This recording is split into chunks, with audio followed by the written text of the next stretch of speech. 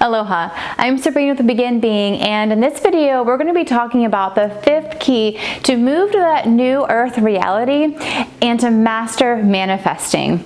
Now in previous videos I've went over the keys 1 through 4. If you haven't seen those already, that's perfectly fine. You can go ahead and watch this video until the end, and then afterwards check the description below and you'll see the links to the other videos.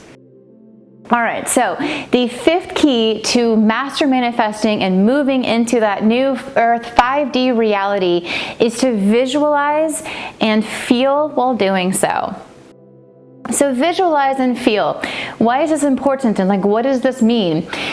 So there has been a ton, research from every single angle on visualization, from everything from sports to getting a new job, you name it. If people visualize it, they're more successful. So, and I'll go over some details with that. But basically what happens is your mind, it's a very interesting and complex thing, and your mind actually can't tell the difference between reality, like what we call reality, like right now you're watching this video and I'm speaking on this video, that's kind of our reality. It can't tell the difference between that, a memory, like a truly vivid memory, dreams, and imagination. It actually registers all of the same parts of your brain. So, begs the question, what exactly is real? Totally different topic, totally different video, maybe one day. Right now though, we're focusing on what it is to visualize and why it's so important. Well, it turns out the more you visualize, the more successful you are at getting your goal. So a lot of this information I'm going to be sharing with you today comes from 2 different books. So one of the books is The Initiation to Hermetics. It's maybe less so in this book because I don't want to say it's a small part of it, but there's a lot more to this book than just visualization. And the second book we're going to be talking about today is Psycho-Cybernetics. And in Psycho-Cybernetics by Maxwell Maltz, this copy, I got it at a used bookstore a really long time ago. So this copyright is actually from 1960. So most of this research was done, I would assume probably in the 50s, because even this book was out in 1960.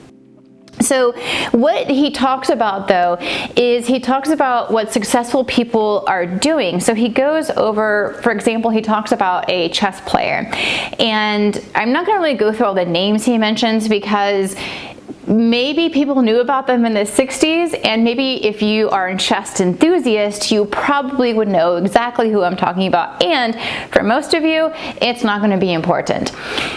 So he talks about this chess player, and he was a very famous chess player.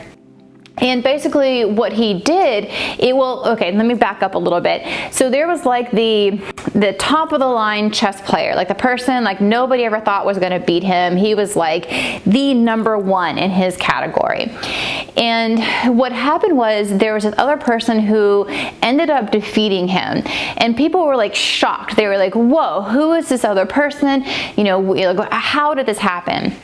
The person who beat the unbeatable player, he actually said he would visualize playing chess in his mind. So he spent more time visualizing playing chess than actually playing chess. There was a top golf trainer at that time who he would train celebrities, he would train all of these people in golf, and apparently he was really well known. Again, if you're super into golf, maybe you might know him. I have never heard of him, but he's in this book, and apparently he did a whole bunch of golf training techniques at the time. And what he would do is he would actually have people sit down in a chair and visualize the perfect game, never having actually practiced. Then they would go out on the golf course and they would shoot like a better gain, they would get a better score than they would had they like just been you know, practicing, or but basically like it would seem like they were sitting there physically practicing, and they weren't physically practicing. All they were doing was visualizing the perfect game. So in the book he talks about different types of mental practice or visualization, like mental visualization practice, and they all kind of mean the same thing, but everybody kind of has their own like terminology for it. So this one particular study was studying salespeople, and they were using the term role playing. And basically what you were doing is you were visualizing selling whatever it is you were selling in your mind before then having like the sales conversation. And through this, people were able to increase their sales by like 100%. He lists 150%. One group like did 400%. So, and it was all through visualization. And what it was is that like you would go into the visualization process and you would kind of visualize, well, what if the person who I'm trying to sell to says this? You would visualize giving them that answer. So you were basically doing a mental practice so like they would say like, no, because, and you would say, oh, well, you need my service because, and you know, just stuff like that. You would go on back and forth in your head practicing this sale like as if it's already happening.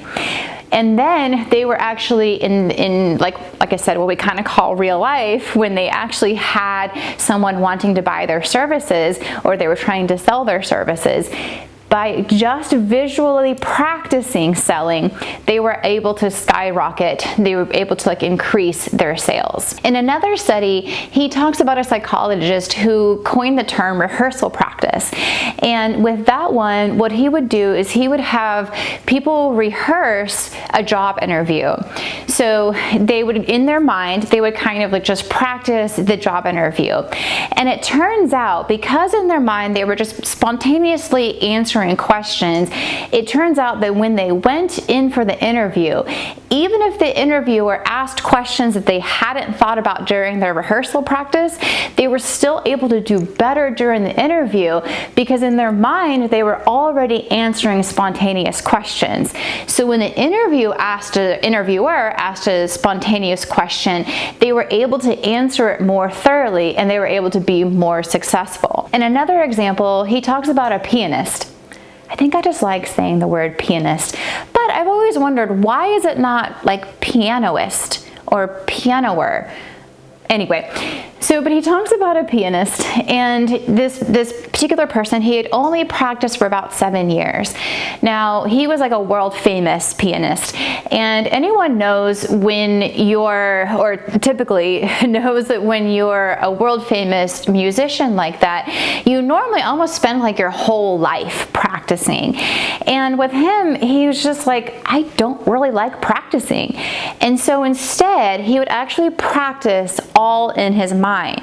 So even though most people spend their entire lives continuously practicing, he didn't. And in an interview asking like, how is this possible? How are you so good? Like, how are you this amazing? But yet you basically don't practice at all compared to like other musicians.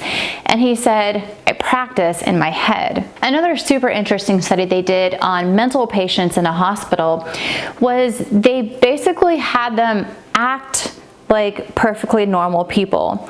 So it was basically like an experiment where they said, just act like you're normal and sane. Not insane, that you are sane.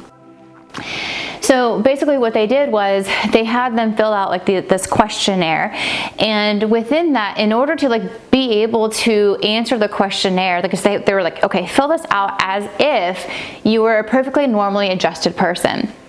And in order to do that, they first had to like visualize, they had to kind of like be more in that state of being a normally adjusted person.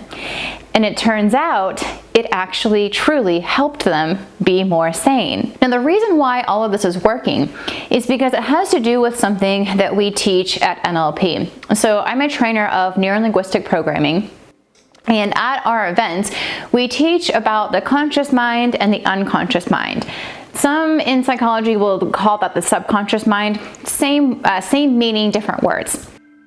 So your conscious mind can only pick up about 126 bits of information per second. Your unconscious mind picks up like millions of bits per second. So your unconscious mind, it can pick up like everything that's going around you.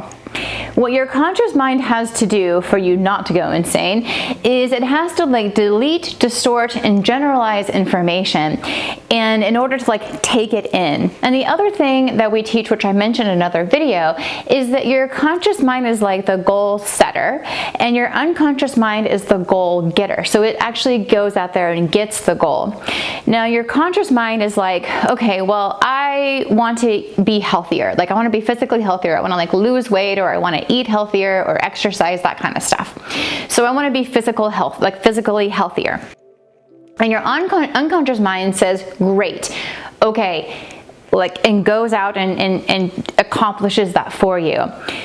Now, if you're taking the proper action, which we talked about in the last video, you're going to get closer and closer to the goal. And your unconscious mind, it's capable of taking in all of the information that you need to be able to get to that goal, and it makes minor adjustments, like course corrections, to get you closer and closer to your goal. That is assuming if you've gotten rid of any doubts or limiting beliefs around the fact that you're capable of getting to that goal. That you can go and learn about in key number 2, the second video. And one of the things that the famous golf teacher that I was mentioning before, one of the things that he said is that you have to first clearly see it in your mind before you can do it. So the concept that's talked about in the book is actually something very similar to what we teach in NLP, which is your unconscious mind can actually do anything that you could do consciously, only better. So take, for example, driving a car.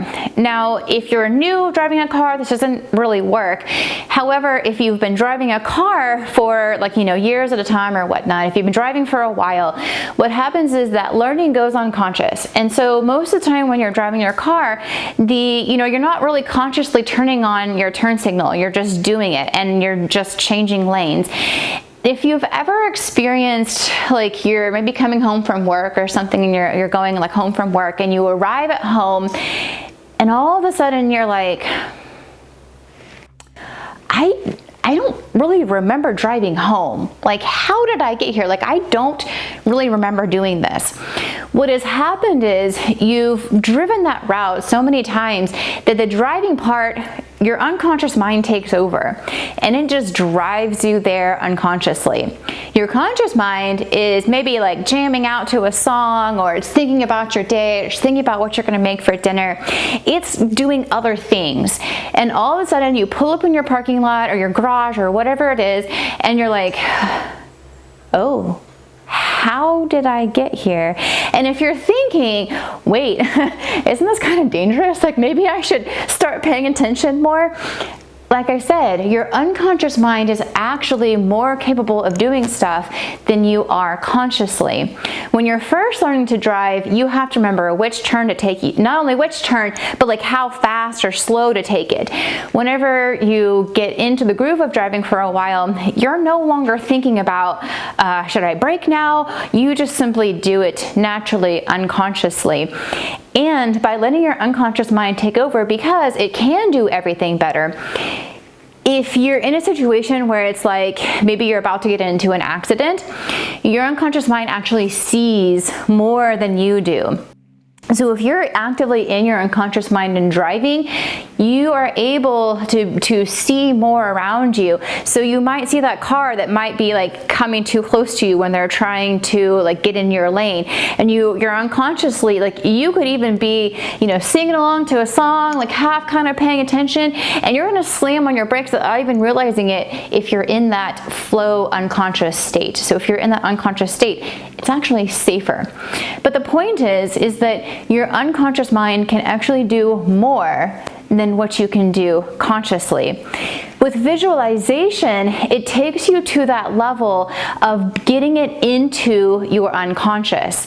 So if you sit there and you practice in your mind playing chess or the piano or going in for that job interview, or you practice in your mind eating healthy, you practice working out, you practice all of these things in your mind through visualization, you're actually practicing. That practice carries on into your everyday life. Now, when we're talking about visualization, I want to clear some stuff up, because some of my students come up to me and they tell me they have a thing called aphantasia.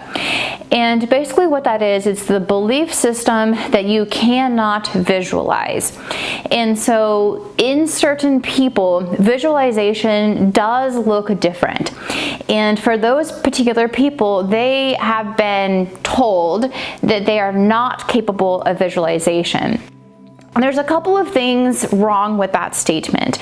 For one, a lot of people think of visualization as like this clear HD movie theater, IMAX, like amazing experience. For most people, it's not actually like that. You go in and you visualize, and maybe you see some blobs, maybe you see some color, maybe it's in black and white. Maybe it is that. For some people, it really is that. But for a lot of people, they don't experience it like they're watching a movie. Then there's other ways to visualize you're using the word like a visual word, but it's still the same concept. So it's the way of like doing the mental practice, and it's not necessarily pictures.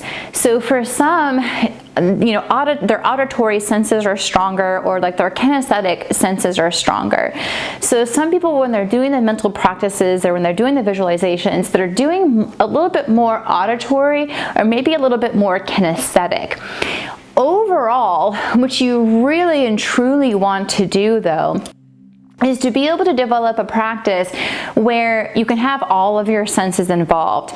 Because one of the things that it's talked about in the book is that the more detail that you can put into it, the more real that visualization is going to be for you, and the more likely you are to accomplish your goal, or in our case, your manifestation.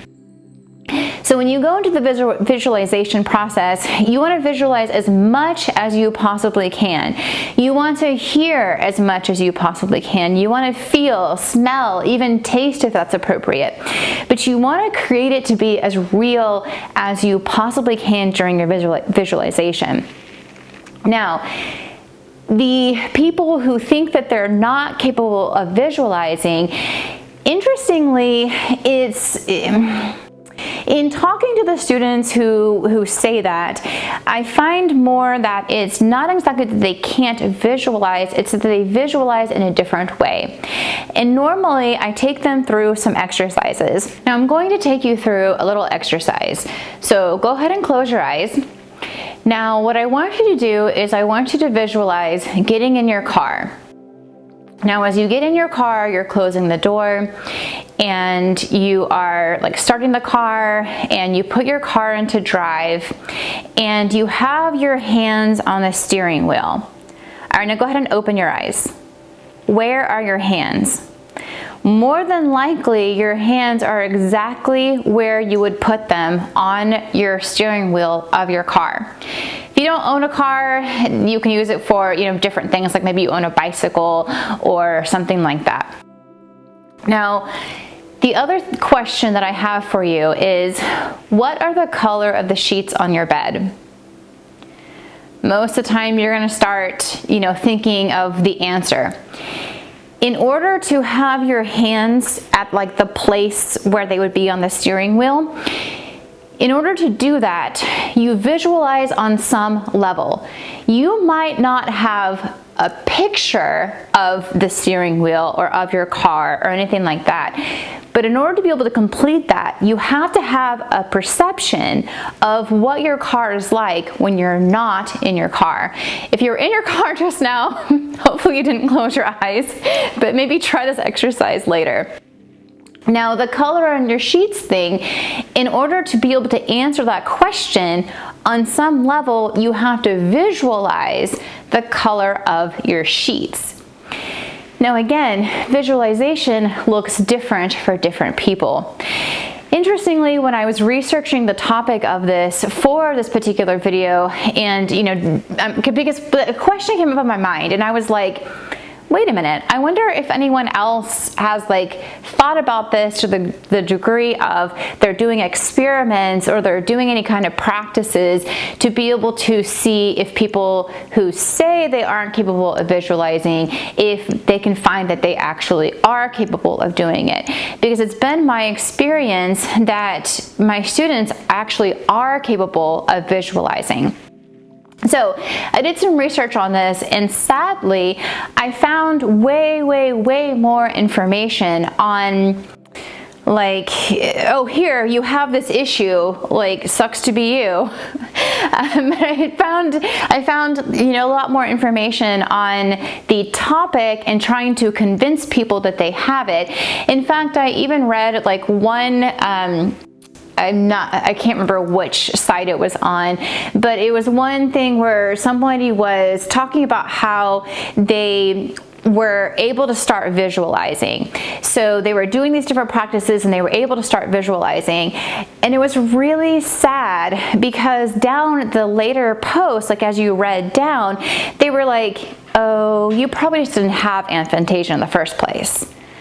And I'm like, well, maybe they do, and it's kind of not up to you to judge that. And here they are trying to post something positive. Now, I did find one YouTuber at the time of the filming of this video. He was in the process of kind of switching over his business, and then he did this one video about apparently his mom has passed, and so it's been difficult for him to make videos. So I literally kind of just found him recently, and I haven't had the time to go through and watch a lot of his stuff, but I did watch some of his videos on the topic, and I also read into the research that he's been doing, and he's been working with neuroscientists in the United Kingdom, and they were discussing this very topic. And from what he's saying, he has actually been having a lot of success taking clients through being able to, they report having no visualization to then reporting having visualization.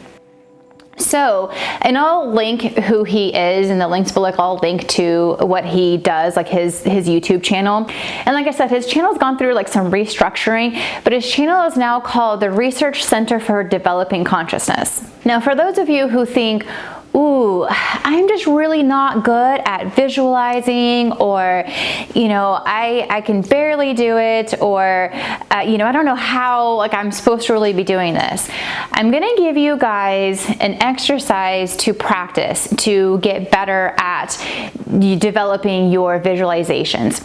So what I want you to do is take anything that's kind of basic, like an apple, a ball, something that just kind of has some basic shapes, maybe one color. And so take an object, and I want you to sit there and I want you to stare at it for a couple of minutes. So just sit there with your eyes open and stare at it. Then I want you to put the object away, or just simply close your eyes, and then I want you to picture that object. So picture that object, just visualize it in your mind. See if you can get it to be the exact shape, see if you can get it to be the exact color. And the most important part of this is visualization to me is like a muscle. So as a kid, if you were really good at playing imaginary games, as an adult, you're probably a lot better at visualizing. If as a kid you didn't really use your imagination much, you didn't really play imaginary games as a kid, pretend and stuff, then you might not be as good at visualizing. But again, to me, visualization, it's like anything else. It's like activating your third eye and using that. It takes practice, and it takes muscle practice. So even though muscle is just kind of a word to describe it, but it's a similar concept. So if you do the object and you do that, then do it again the next day and the next day. Do that for 21 days, and I guarantee you're going to start seeing the shape, you're going to start seeing the color, and so on. Then what you do is you move on to the next, another object. So you're going to want to move on to a more complicated object. And a really good one for this would be like a grandfather clock. And if you're not used to seeing what a grandfather clock is, it's, you know, I don't know if people really have those anymore, but you can like look at a picture of it. That works as well. If you do the picture though, you're gonna want like sound to it, so maybe like a movie of a grandfather clock. If you've never like seen one, or you can't find like a video of one, you're gonna wanna choose something that has a little bit of movement to it and sound. So what you're going to do now is you're not only going to just visualize the object, you're going to see if you can visualize, like in the example of the grandfather clock, you're going to see if you can visualize like the ticking of, you know, the second hand, the minute hand, the hour hand, and you're also going to hear the tick, tick, tick of that. Another thing that would be good for that would be, I don't know what they're called, but those little balls that, you know, I'll show a picture, but you pull one side and it goes like this and it hits the other side and it goes back and it kind of like goes like that. That would be another good thing to use, maybe a little bit easier to get your hands on too. The point is, you want to start bringing movement, and you want to start bringing sound into it. Then what you're going to do, once you've accomplished that, then what you're going to want to do is you want to accomplish like the feeling of it, like texture. So then you're going to, you know, say, and you can go back to just a simple object. So say you have like your apple and you kind of like feel the apple for a few moments, like really feel its texture.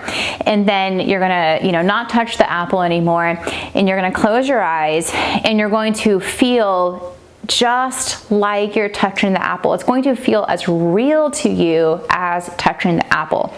If you do those exercises, and then you can also put emotions into it too, because that's what you're going to want to do for your visualization when you're working on the key number 5.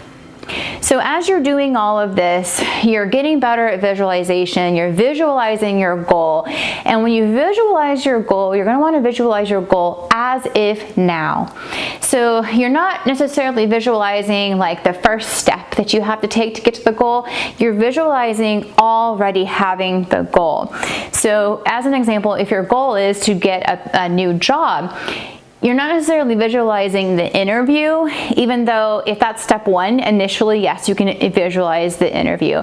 But what you're doing when you want to get to like the end is you're actually visualizing what it feels like, what it sounds like, what you see around you when you already have that new job, because you're visualizing the end goal that you want.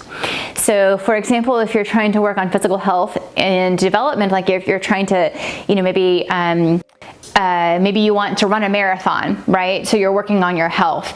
You're going to visualize yourself running that marathon.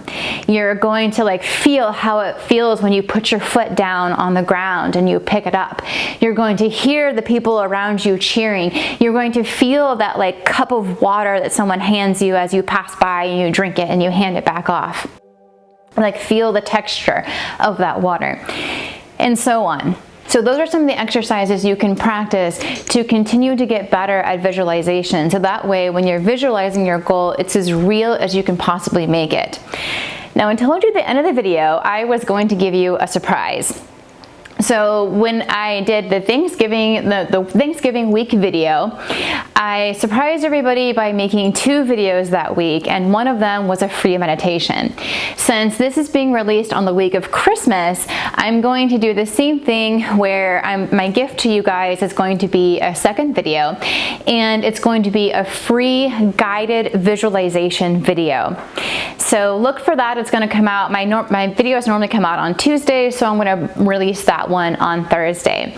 So look for that one on Thursday, and like I said, you're going to have a guided meditation to be able to visualize your goal. So I'm going to take you through it step by step. All right, well, thank you very much for watching this video, and as always, choose love and join me in the next video, the 6th key to manifesting your reality. Mahalo.